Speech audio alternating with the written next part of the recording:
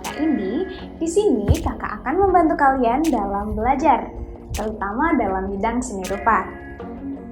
Nah, kita akan belajar materi-materi dasar seni rupa dengan cepat dan menyenangkan. Sesuai judul video ini, kita akan belajar mengenai seni rupa 3 dimensi. Apakah kalian sudah tahu apa itu seni rupa 3 dimensi? Lalu, apa bedanya dengan seni rupa 2 dimensi? Langsung saja kita bahas dalam video ini.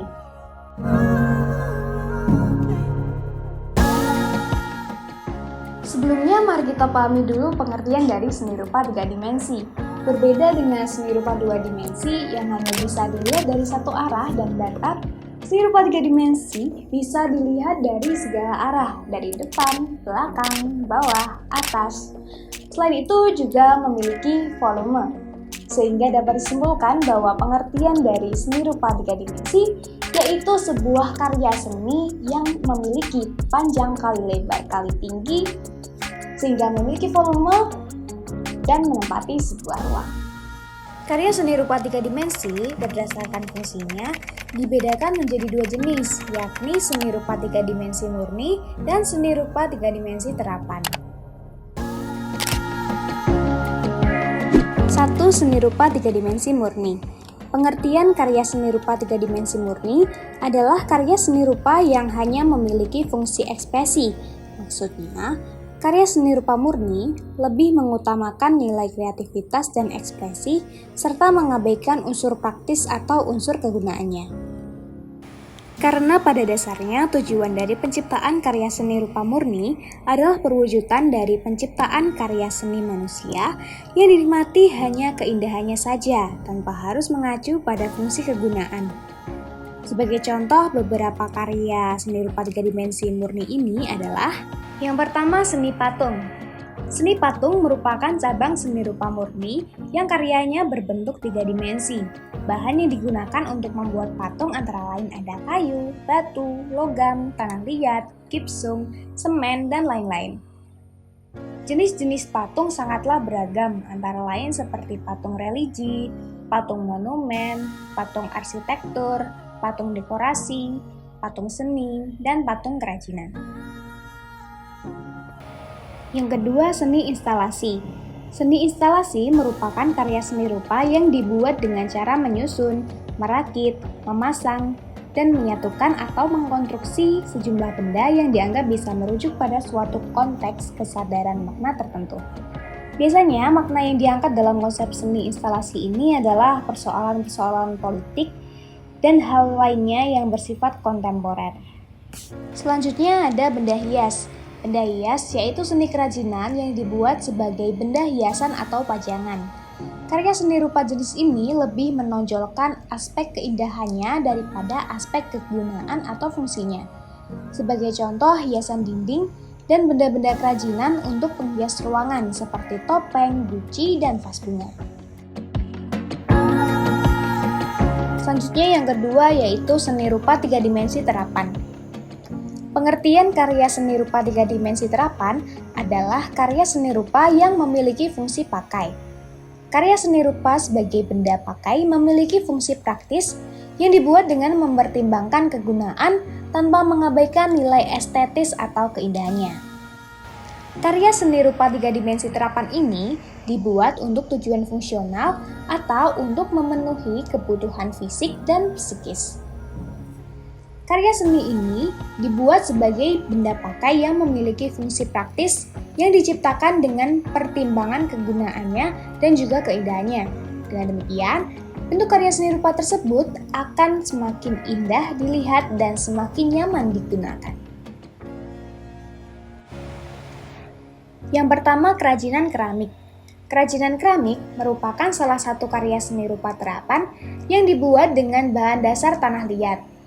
Kerajinan keramik ini dibuat melalui proses dan teknik khusus untuk menghasilkan karya seni yang berkualitas. Beberapa contoh hasil karya terapan dari keramik ini adalah guci, teko, vas bunga, cangkir gelas, dan peralatan rumah tangga lainnya. Yang selanjutnya ada kerajinan logam. Kerajinan logam merupakan karya seni rupa terapan. Kerajinan logam ini dibuat menggunakan bahan-bahan berjenis logam seperti emas, perak, perunggu, besi, tembaga, aluminium, dan kuningan. Produk yang dihasilkan oleh para pengrajin logam antara lain seperti perhiasan emas dan perak, patung perunggu, peralatan rumah tangga, senjata tajam, serta alat musik gamelan. Kemudian ada kerajinan kulit. Kerajinan kulit merupakan karya seni rupa 3 dimensi terapan berbahan dasar kulit sebagai bahan utama dalam pembuatan karya kerajinan. Jenis kulit yang biasanya dipakai adalah kulit binatang seperti kulit sapi, kerbau, domba, kulit ular, dan buaya. Contoh produk dari kerajinan kulit ini adalah tas, sepatu, jaket, sabuk, serta ada wayang kulit dan rebana. Next adalah kerajinan kayu.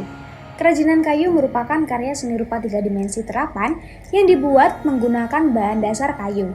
Berbagai macam benda kerajinan kayu yang dihasilkan oleh para pengrajin antara lain seperti hiasan ukiran, furniture, perabotan rumah tangga, seperti meja, kursi, dan lain-lain. Selanjutnya adalah kerajinan anyaman. Kerajinan anyaman merupakan karya seni rupa yang dibuat menggunakan bahan serat. Serat yang dipakai dapat berupa serat alami maupun serat buatan.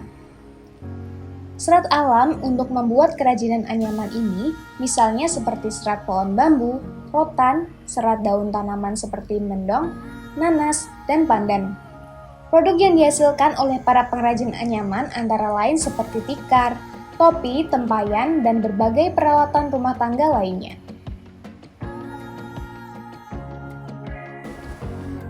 Berikut tadi adalah 2 jenis karya seni rupa 3 dimensi beserta dengan contoh karyanya. Nah, karya dari seni rupa 3 dimensi tersebut memiliki teknik-teknik penciptaan yang berbeda. Oleh karena itu, selanjutnya kita akan membahas apa saja teknik penciptaan dalam karya seni rupa 3 dimensi.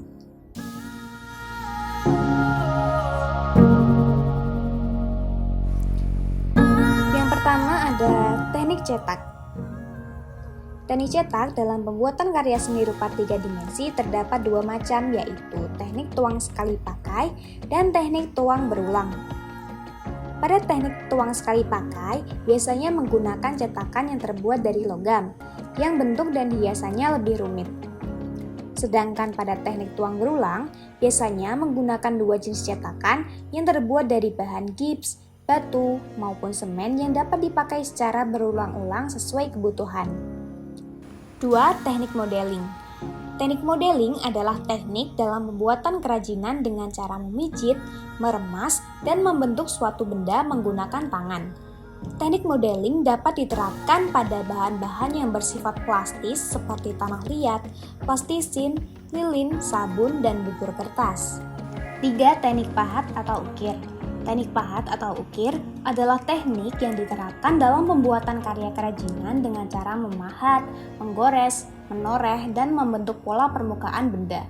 Teknik ini dapat diterapkan pada bahan keras seperti batu, logam, dan kayu keras, serta bahan sedang atau tidak terlalu keras seperti kayu sengon, mahoni, dan lain-lain.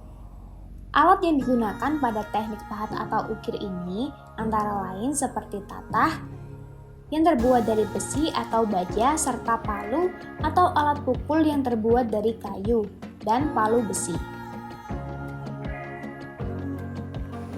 4. Teknik tempa. Teknik tempa biasanya digunakan untuk membuat benda-benda dari logam.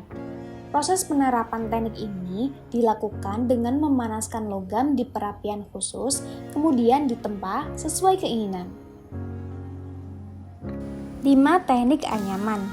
Bahan yang digunakan untuk membuat anyaman terdiri dari bahan-bahan alam seperti rotan, bambu, serat kayu, dan eceng gondok, maupun bahan sintetis atau buatan seperti tali rafia atau jenis tali plastik dan berbagai macam jenis serat sintetis lainnya. 6. Teknik butsir. Teknik butsir adalah teknik membentuk benda dalam pembuatan karya kerajinan dengan cara mengurangi dan menambah bahan menggunakan alat butsir atau sudip. Teknik butsir dapat diterapkan pada bahan-bahan bersifat plastis seperti tanah liat dan plastisin. Teknik ini sering diterapkan dalam pembuatan keramik berbahan dasar tanah liat. Oke, berikut tadi materi dasar mengenai seni rupa 3 dimensi yang dapat kita pelajari bersama.